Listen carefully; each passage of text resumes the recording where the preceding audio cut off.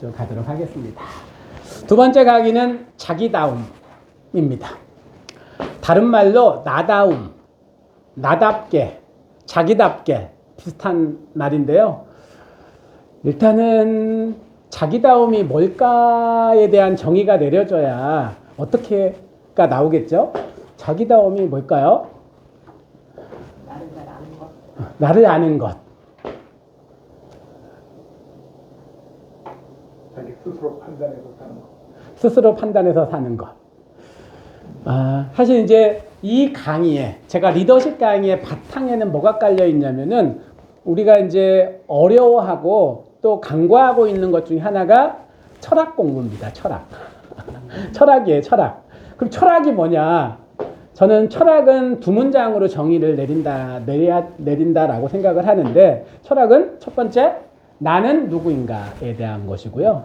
두 번째는, 첫 번째 who am I예요. 그 다음에 두 번째는 how to live. 어떻게 살 것인가예요. 그러니까 철학이 뭐냐? 철학은 내가 누구인가를 찾아가는 것이고 어떻게 살 것인가를 찾아가는 게 철학이다. 그러니까 리더십 강의의 바탕에는 철학적 질문들이 다 바탕에 있다라고 보시면 됩니다. 근데 자기다움이라고 하는 것은 어떻게 나답게 살까? 내 안에 있는 가능성, 잠재력 그것들을 잘 드러내며 살 수 있을까라는 질문이 안에 담겨져 있겠죠. 이렇게 질문해 볼게요. 그러면 자기다움이란 어떤 삶을 말할까요? 저는 오늘 세 가지를 한번 이야기하고 싶어요. 자기다움에 반드시 자기답게 사는 사람들은 이 세 가지 요소를 갖고 있다는 겁니다. 자, 이야기할게요. 첫 번째는 내가 무엇을 원하는지 아는 거예요. 그러니까 내가 원하는 게 뭔지를 몰라. 어디로 가야 할지 몰라. 그러면 자기답게 살 수 없습니다. 제가 개인적으로 저는 이 일을 지금 25년을 일을 하고 있는데 며칠 전에 이 강의를 오픈하고 우리 장광규 원장님하고 전화 통화를 하는데 어떻게 그 수십 년을 그게 한 길만 계속 포기하지 않고 갈 수 있나요? 라고 저한테 이야기를 하더라고요. 왜 그럴까요? 이게 제가 원하는 길이니까. 이게 원하는 길이니까. 언제 제가 이 생각을 했냐면 저는 24살 때. 24살 때, 저기 써있죠? 한 사람을 변화시키겠습니다. 이것을 저는 24살 때 발견을 했어요. 그때 발견한 내용이 뭐였냐? 세상을 바꿔야겠다. 이런 꿈을 갖게 됐습니다. 세상을 바꾸자. 이게 제가 마음속에 품은 생각이에요. 그것을 이름을 붙였습니다. 그 뭐라고 이름을 붙였냐면 세상을 바꾸니까 원맨 비전이라고 이름을 붙였는데 그 고민을 세상을 바꾸자라는 생각을 하다가 제가 내린 결론이 세상을 못 바꾼다였어요. 왜냐하면 내가 세상을 바꿀 만한 사람이 안 되었구나. 그래서 제가 내린 결론이 세상은 못 바꾸고 나라도 바꾸자, 나부터 바꾸자였습니다. 그게 원맨 비전이었거든요. 그리고 30대가 되어서 누군가를 바꿔야 되겠다. 이제는 나 아닌 다른 누군가. 그래서 이제 이걸 시작을 한 겁니다. 그리고 이제 이번 강의를 통해서 이 메타 코칭을 만들면서 세 번째 꿈을 꾸고 있는데 세 번째 꿈은 뭐냐면 누군가를 변화시키는 이 꿈이 시대정신이 되었으면 좋겠다. 그래서 이런 강의를 지금 하고 있는 것이다라고 생각을 해요. 제가 원하는 것이 뭔지를 분명히 알고 있죠. 그래서 지금까지 온 게 아닌가. 두 번째는 뭐냐면요. 좋아하는 것을 해야 돼요. 그런데 아이들하고 이 얘기를 해보세요. 좋아하는 것이 없어요 라는 애들이요. 태반입니다. 여기서 좋아하는 것을 하는 삶은 좋아하는 것을 찾는다는 말이 아니에요. 무슨 의미냐? 현재 하는 일을 좋아하기로 선택하는 겁니다. 내가 현재 하는 일을 좋아하기로, 사랑하기로 선택하는 거예요. 사랑과 좋아하는 것이 감정인가요? 아닙니다. 의지의 표현이에요. 선택입니다. 사랑하고 좋아하는 것은 감정으로 내가 하늘에서 뚝 떨어지는 거라고 생각하는데 그렇지 않아요. 의지의 표현인 거예요. 선택할 수 있다라는 거예요. 공부 좋아할 수 있는 거예요. 공부가 재밌어서 좋아하는 것이 아니라 의지의 선택이라니까요. 그러니까 어떤 일을 하든지 내가 하고 있는 그 일을 좋아하기로 선택하며 사는 삶이 나다운 삶입니다. 여기 와서 지금 앉아 있는데 누군가가 여기 와서 앉아 있으라고 해서 억지로 와서 앉아 있어? 그러면 그 모습이 나다울까요? 그렇지 않죠. 내가 어떤 일을 하든지 그 일을 내가 난 이 일을 좋아해, 사랑해라고 선택하면서 하는 겁니다. 저도 강의를 이렇게 하다 보면 저는 강의를 좋아하는 사람이에요. 하지만 강의가 항상 좋을까요? 어렵고 힘들고 안 하고 싶을 때가 있죠. 컨디션이 안 좋거나 몸이 안 좋거나 그러면 하고 싶지 않을 때도 있어요. 그래서 저는 강의하기 전에 이렇게 생각합니다. 오늘 얘하고 강의하는데 좋아하기로 선택하자. 이렇게 마음 먹는 겁니다. 그래야 나다움이 나옵니다. 억지로 시간 때우게 하면 나다움이 나오지 않아요. 세 번째는 뭐냐면요. 자신이 하는 일을 남다르게 하는 겁니다. 남다르다는 말은 잘하는 걸 말해요. 잘해야 돼요. 어떤 분이 이런 얘기 하는 걸 들었습니다. 삼성에서 부장을 하다가 미국에 갑니다. 근데 그 밑에 있었던 사람이, 그러니까 부장으로 모셨던 사람이, 근데 그 밑에 있었던 사람이 나중에 미국에 우연히 가게 됐는데 슈퍼마켓 앞에서 그 부장님이 호떡을 팔고 있더래요. 삼성 부장이었는데. 그러니까 놀랬겠죠. 자기가 그 처음에 입사해서 얼마 안 됐을 때 부장으로 모셨던 분이 어느 날 이제 미국에 공부하러 갔는데 가서 슈퍼마켓 앞에서 호떡을 팔고 있는 그 부장님을 만난 겁니다. 그래서 물어본 거예요. 어떻게 미국까지 와서 호떡을 팔게 되었느냐라고 물어봤더니 이분이 뭐라고 대답했냐면 그 대답을 듣고 자기 인생에 엄청난 교훈을 얻는 그런 말을 들었다고 합니다. 이 부장님이 이렇게 얘기하더래요. 내가 미국까지 와서 호떡을 파는 것은 부끄럽지 않다네. 하지만 미국까지 와서 호떡을 파는데 남다른 호떡을 팔지 못하는 건 부끄러운 일이라네. 이분 성공했을까요? 못했을까요? 성공했겠죠. 아니 멋있어 보이지 않나요? 가서 부끄러워했다면 별거 없었겠지만 근데 그 자신감, 그 충만함, 그다음 호떡을 팔지만 그게 남다름이라고 저는 생각해요. 자신이 하고 있는 일에 대한 애정과 그리고 그걸 잘하는 겁니다. 이게 남다름이라고 저는 생각을 해요. 이 세 가지. 첫 번째, 내가 원하는 것이 무엇인지를 알고 하는 일을 좋아하고 남다르게 하는 게 바로 자기다움이 아닐까. 몇 사람 소개를 좀 할게요. 자, 첫 번째. 자기다움의 다른 말은 나다움, 나답게, 자기답게. 첫 번째는 가수 싸이 이야기를 좀 해볼게요. 싸이는 처음에 미국의 보스턴 대학을 들어갑니다. 그런데 자기가 진짜 원하는 것은 음악이었다고 합니다. 노래하는 거였대요. 근데 아버지가 진짜 원하는 것은 공부하는 거였대요. 근데 자기가 원하는 것과 달라서 일단은 그 학교에 들어갔는데 마음에 안 든 거예요. 그래서 학교를 그만두고 근데 좋은 데를 갔네요. 버클리 음대를 갑니다. 그리고 아버지 모르게 거기를 다녔대요. 근데 어느 날 아버지가 알게 된 계기가 생겼습니다. 무슨 발표회 같은 걸 학교에서 하는데 초대장을 집에 보낸 겁니다. 그러니까 아버지가 아니 우리 아들은 여기 다니는 게 아닌데 근데 알게 되어가지고 골프채를 들고 김포공항으로 달려갔대요. 그랬더니 미국이 옆 동네가 아니더래요. 갈 수가 없더래요. 그래서 돌아왔다라고 하는 일화가 있는데요. 버클리 음대를 졸업하고 한국에 들어갈 때 약 50곡 정도의 자작곡을 써서 가수로 한번 데뷔하겠다라고 해서 들어왔는데 여러 곳에서 오디션을 봤지만 떨어졌다라고 해요. 그래서 이제 가수로 데뷔는 합니다. 근데 대박은 안 났지만 중박, 소박 정도 나요. 근데 문제가 생기죠. 병역 비리에 연루가 됩니다. 그때 그 방위산업체라는 게 있었잖아요. 그러니까 군대에서 사용하는 물건, 물품, 무기 이런 것들을 만드는 회사에서 근무를 하면 3년 6개월인가를 근무를 하면 군대를 이렇게 갔다 온 것으로 치는 그런 제도가 있었습니다. 근데 문제는 뭐였냐면 그 근무 시간에 콘서트를 하고 다닌 거예요. 그게 이제 근무 시간에 어떻게 콘서트를 하고 다니지? 이건 비리야. 근데 그 아버지가 그 회사와 관계가 있는 아주 중요한 자리에 있었던 거예요. 아버지가. 그래가지고 다시 신체 검사를 받고 군대를 다시 갑니다. 아주 끔찍한 일이에요. 남자들은 그 느낌을 알아요. 군대에 2번 간다는 것이 어떤 건지. 그래가지고 보통은 연예인들이 병역비리에 연루가 되면은 연예인의 생명이 보통은 끝납니다. 그런데 이 가수는 다시 살아나죠.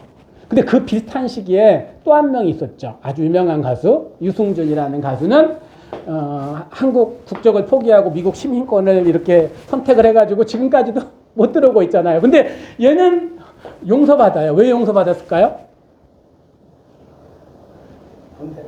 군대를 2번 갔잖아요. 엄청 불쌍한 사람이라고 이렇게 여겨져가지고 용서를 받습니다. 군대 2번 가는 꿈만 꿔도 그날 하루 종일 기분이 나쁘다고 하는 남자들은 알아요, 그걸. 근데 실제로 2번 갔다 오죠. 그리고 대박이 납니다. 강남 스타일로.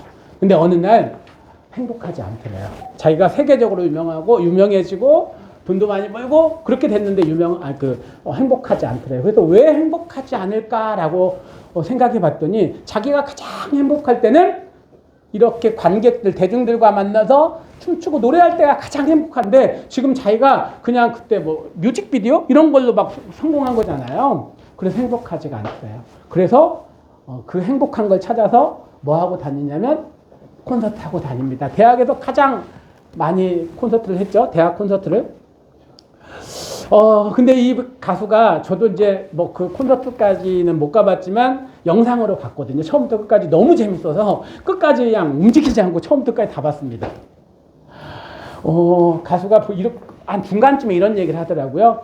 제가 여기 학교와 대학 콘서트예요. 학교와 5곡을 계약을 했습니다. 그런데 5곡을 끝내고 보너스로 3곡을 더 했습니다. 8곡을 한 거예요. 이제 계약이 끝났습니다. 이제 집에 가도 돼요. 내 의무는 끝났어요.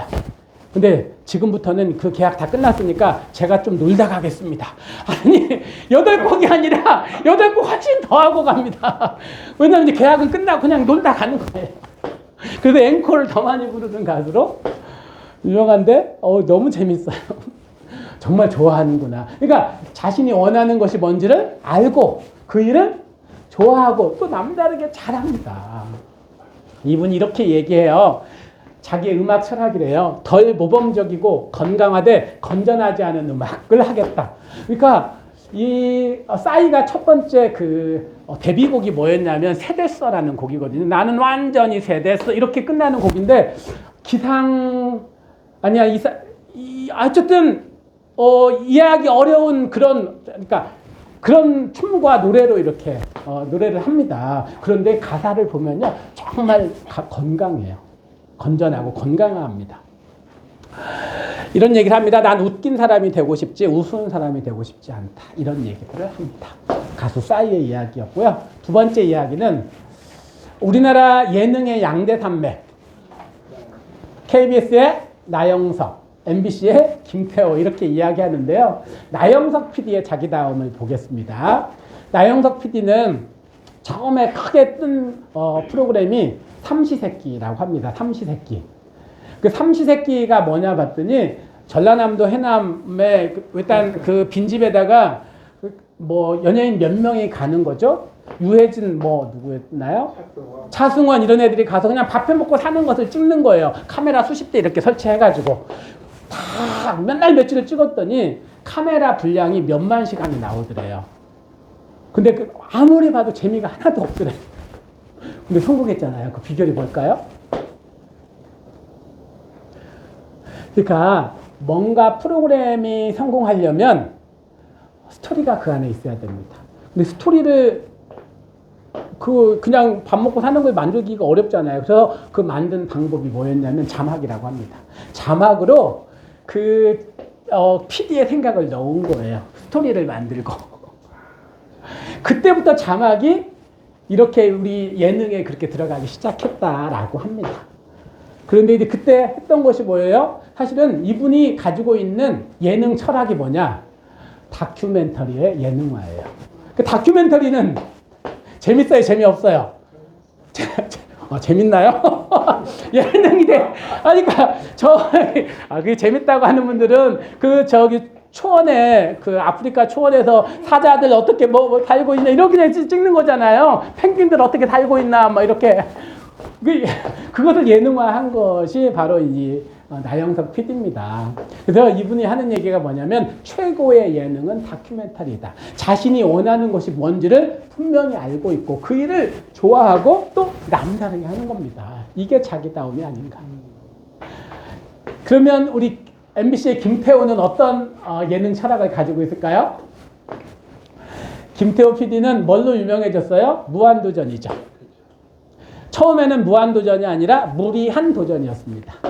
무리한 도전에도 리자가 빠지고 무한도전이 했는데요. 왜 무리한 도전이었는지 이분의 예능 철학에서 엿볼 수 있습니다. 이분의 예능 철학은 뭐냐면 모자란 사람의 도전보다 아름다운 것은 없다.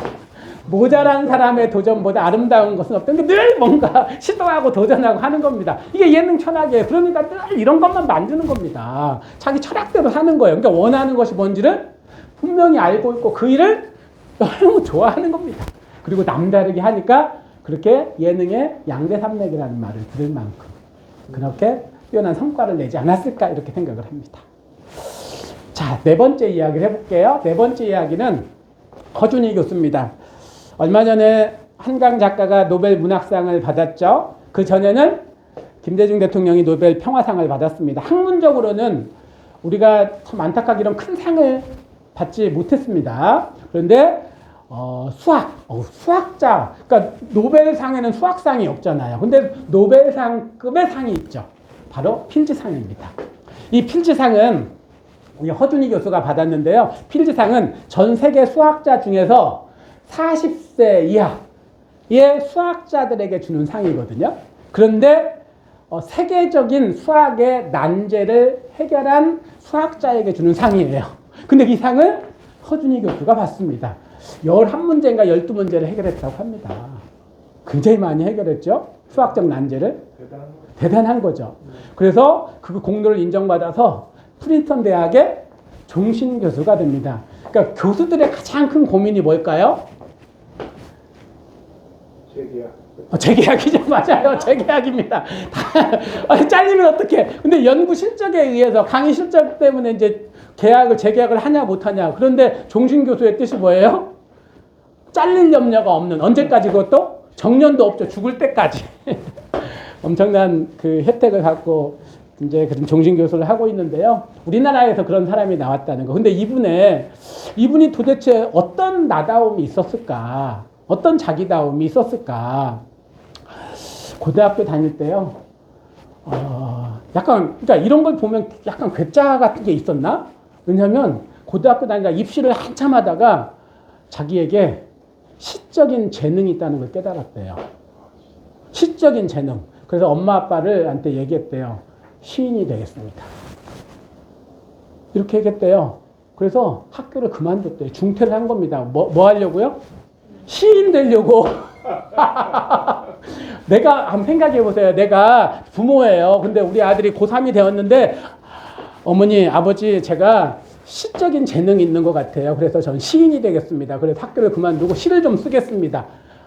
곽태호 원장님, 허락할 겁니까? 쉽지 않겠죠. 근데 또 어떻게 뭐 다행인지 어쩐지 모르겠지만 엄마 아빠가 허락을 합니다. 그래서 학교를 그만두고 시를 쓰기 시작합니다. 열심히 시를 썼대요. 열심히 시를 썼는데 쓰다가 깨달았대요. 자기에게 시적인 재능이 없다는 것을. 그래서 어떻게 했냐면 서초동에 있는 입시학원에 다시 들어갔다고 합니다. 재수학원에 들어가서 공부를 해가지고 이제 대학을 가고, 그리고 나서 이제 수학을 좋아하게 된 거예요. 이분이 이런 얘기를 해요. 어렸을 때는 구구단을 못 외웠대요. 근데 수학의 매력에 빠져서 수학을 하게 되었다. 아니, 저는 이런 생각이 들었어요. 아니, 고3이 되어서 시를 쓰겠다고 한 사람이 어떻게 수학자가 되었지? 그리고 필즈상을 받았지? 시와 수학의 공통점은 뭐지? 알아맞혀 보세요. 네? 추상화. 비슷하네. 맞네요? 창의력. 그 안에 공통점이 뭐냐면 언어라는 공통점이 가지고 있어요. 언어라는 공통점. 시어와 수학적 언어의 공통점이 있거든요. 압축이라는, 함축이라는 공통점이 있습니다. 그러니까 수학을 잘하거나 시를 잘 쓴다는 언어를 함축하고 압축하는 최고의 그런 능력을 가진 사람들이 하는 거. 그래서 저는 저 혼자 개인적으로 야, 시나 수학이나 똑같은 거구나 이렇게 생각을 했습니다. 수학적 언어, 시적 언어 동일한 요소를 가지고 있어서 이분도 자신이 원하는 걸 뭔지를 분명히 알고 계속해서 시도하고 그걸 좋아하고 그리고 남다르게 했죠. 재미를 느끼는 방향으로 공부했으면 좋겠다라고 지금 성장하는 우리 아이들에게 해주고 싶은 말이라고 이야기하고 있어요. 마지막 5번째는 시작할 때 제가 제 얘기는 좀 했습니다. 같은 급이라 다 올려놓은 건 아니에요. 앞에 4명과 저는 아까 말씀드렸듯이 24살 때 내가 원하는 것이 무엇인지를 알고 그 일을 늘 좋아하기로 선택하고 남다르게 하려고 노력하면서 이 메타 코칭도 만들었다라고 저는 생각을 합니다. 한 사람을 변화시킬 수 있다면 세상을 변화시킬 수 있고 한 사람이 변화되는 것이 세상이 변화되는 것이다. 첫 번째로 내가 되고 그리고 두 번째로 내가 가르치는 아이들 세 번째로 이 세상 시대 정신이 되었으면 좋겠다라는 생각으로 일을 하고 있습니다. 자, 소감을 한번 써보도록 하겠습니다. 오늘 남다름, 아니 자기다움, 나다움에 대한 3가지 이야기를 했습니다. 원하는 것이 무엇인지를 알고 그 일을 좋아하고 남다르게 하자.